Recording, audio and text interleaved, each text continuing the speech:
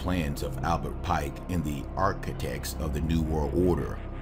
In the 19th century, Albert Pike established a framework for bringing about the One World Order. Based on a vision revealed to him, Albert Pike wrote a blueprint of events that would play themselves out in the 20th century, with even more of these events yet to come. It is this blueprint which we believe unseen leaders are following today, knowingly or not, to engineer the planned Third and Final World War.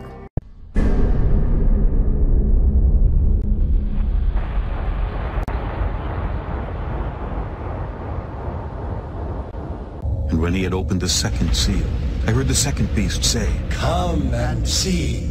And there went out another horse that was red, and power was given to him that sat thereon to take peace from the earth, and that they should kill one another. And there was given unto him a great sword. Now, Albert Pike wrote a letter to Mancini, and that was dated August 15, 1871, in which he propagated that there should be a world order, a one order where all nations are under the control of one central organization.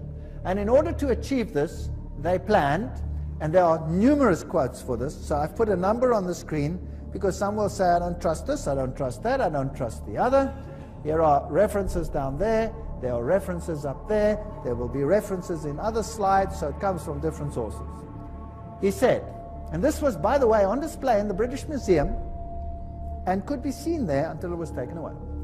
The First World War, to overthrow the power of the Tsars in Russia, protector of orthodoxy, and bring about an atheistic communistic state. Did that happen?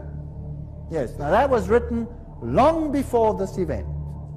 Long before this event. This was written in 1871, but this war broke out in 1914.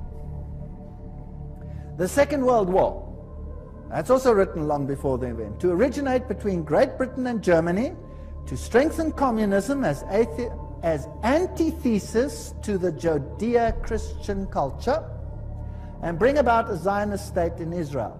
Did it achieve this objective? Yes.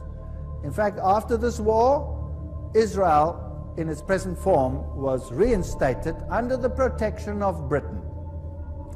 And then, interestingly enough, a Third World War, a Middle Eastern war involving Judaism and Islam, and spreading internationally. That's fascinating. Is that on the cards, or what do you think?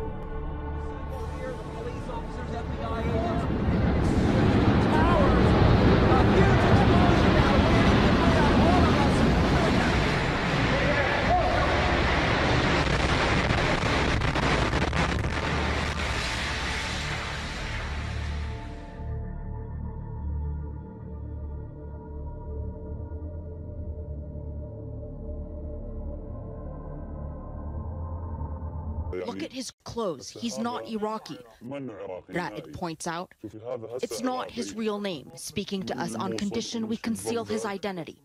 Ra'ed's wife and children are still in Mosul and could be slaughtered. Ra'ed, wanted by ISIS, just escaped with this video he shot on his phone. He believes the man he filmed is Afghan. So he's saying we're going to go from Mosul to Baghdad to Jerusalem. And he says he was speaking in broken Arabic and clearly wasn't Iraq. Ra'ed's experience in the images a rare glimpse into the murky world of ISIS and how it solidified its grasp. See, the kid is giving the ISIS fighter a kiss. Some of the women were even throwing chocolate on them and shouting, "You saved us from the security."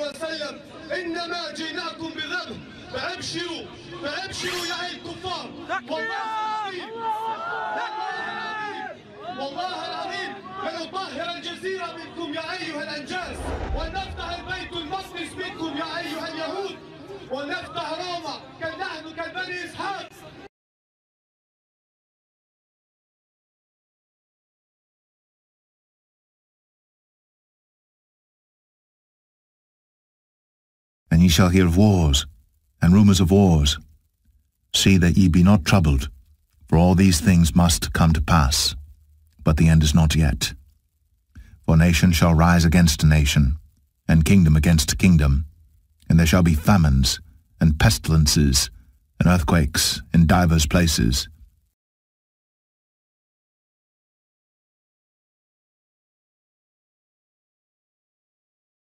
Breaking news this hour, the Russian Defense Ministry has confirmed that Russian fighter planes have conducted their first airstrikes against ISIL positions in Syria. And that's after the Russian president was given the go-ahead by Russian lawmakers.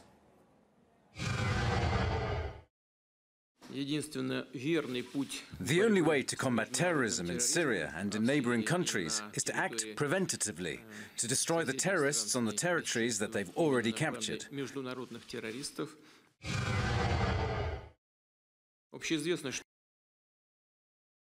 Soviet countries are already fighting alongside Islamic State. If they succeed in Syria, they'll inevitably return to their home countries, including Russia.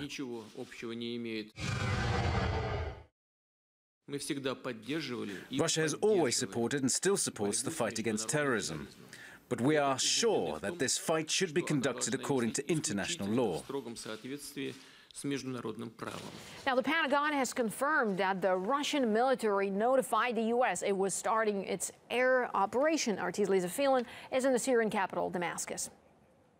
This is huge news. The first Russian Air Force strikes against Islamic State targets in Syria confirmed. The Russian Defense Ministry says that they've carried out airstrikes against Islamic State's communication centers, arms, vehicle, and fuel depots. Now, of course, this comes after a request by the Syrian government, whose army has been fighting for almost 5 years against anti-government militants, including the Islamic State. They're extremely stretched across many different fronts. Now, the Russian Defense Ministry stresses that there's no ground troops involved in this operation, that it is limited to airstrikes. All of this comes as these anti-government militants, including the Islamic State, continue to wage a fierce battle against the Syrian government. In fact, just under an hour ago, I saw 2 mortars land very close to my hotel in the heart of Damascus, illustrating how the Syrian army is fighting across many different fronts. Now, these mortar attacks on Damascus are a daily occurrence, and the Syrian army is having to grapple with these attacks in Damascus, in Aleppo, in Homs, on various different fronts. Certainly sounds like we are on track. Well, here's another quote. Just in case people don't like that quote. Mazzini with Pike developed a plan for 3 world wars so that eventually every nation would be willing to surrender its national sovereignty to a world government. The first war was to end the Tsarist regime in Russia, the second to allow the Soviet Union to control Europe, the third world war was to be in the Middle East between Muslim and Jews and would result in Armageddon. Interesting. Now, how were they going to do it?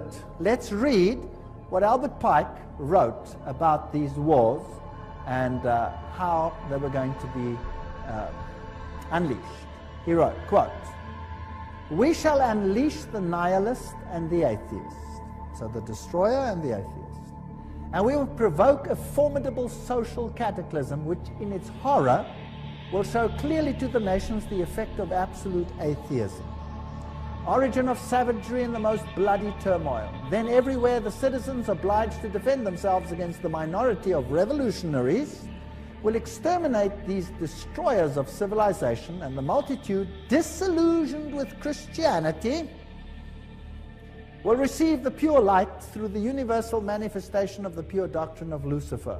The destruction of Christianity and atheism, both conquered and exterminated at the same time." Wow, what a clever plan. So you rub the 2 systems which you create up against the other. You create atheism as an antithesis to the Judeo-Christian culture.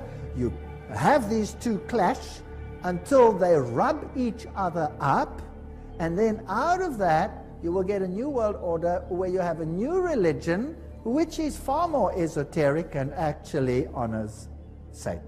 Isn't that a rather clever plan? Well, it's very successful. That is why Ordo ab